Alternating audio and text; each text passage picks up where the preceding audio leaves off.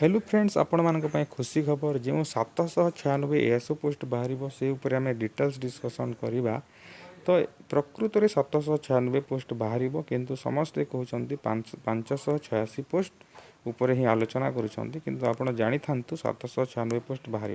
तो सेटा केमी 796 हो विषय में डिटेल्स डिस्कसन करी ता सहित केते सैलरी मिल प्रमोशन कौन अच्छी ता उपर आम आलोचना करवा।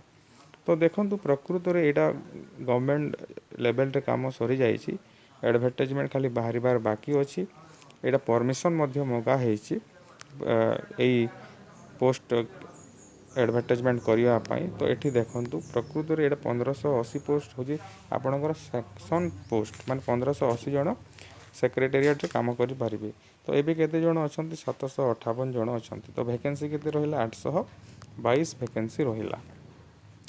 तो ये जो 796 लिखाई 586 जोटा लिखाई 586 एवं जो प्रमोशन हेले असिस्टेंट सेक्शन ऑफिसर रु सेक्शन ऑफिसर को जो प्रमोशन हेले सेटा 586 सेटा वैकेंसी। तो या पूर्व कौन कराई जो 210 लिखाई ओपीएससी को ऑलरेडी चिठी जाइए। 210 पोस्ट एडवर्टाइजमेंट करने ओपीएससी को ऑलरेडी चिठी जा सारी किंतु ये 210 एडवर्टाइजमेंट ए जाए कराई ना। तो से लिखी देखो डिटेल्स लिखी they have been requested to wait for a fortnight so that one advertisement with total number of 796 post can be release.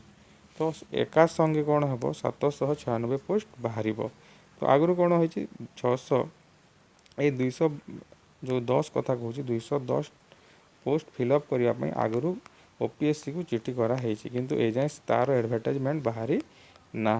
तो से ओपीएससी को कहुच्छी कि एका संगे 586 प्लस 210 जोटा कि आप 796 पोस्ट एका संगे एडवर्टाइजमेंट करने से कहुई बारंबार रिपीट न करके एडवर्टाइजमेंट को एका संगे बाहर करने से कहुई। तो यहाँ देखीदे क्यों माने क्यों कास्ट रे केते अच्छी एवं केते वैकेंसी अच्छी। तो शेड्यूल ट्राइब रे देखो 150 वैकेंसी अच्छी। शेड्यूल कास्ट यहाँ 586 मुझे कहूँ कि से 210 तो ऑलरेडी ओपीएससी को जा सारी से 210 से एडवर्टाइजमेंट बाहर कर बाकी अच्छी। तो हुए तो ये दुईटा एका संगे से बाहर कर। शेड्यूल कास्ट रे 58 अच्छी। एससीबीसी रे 48 अच्छी। ऑन रिजर्व रे अच्छी 330। तो टोटाल पोस्ट हो 586 अच्छी जोटा एबे जाइए ओपीएससी को एबे जो चिठी जाइए 586 पोस्ट पर जाइए आगुरी जोटा चिठी जाइए 210 जाइए। तो टोटाल के 796 पोस्ट बाहर। जदि फास्ट टाइम रे 210 बाहर सेकेंड टाइम रे पुणी 586 बाहर। तो यहाँ हूँ आपणकर चिठी आईटा डिटेल्स कहुई।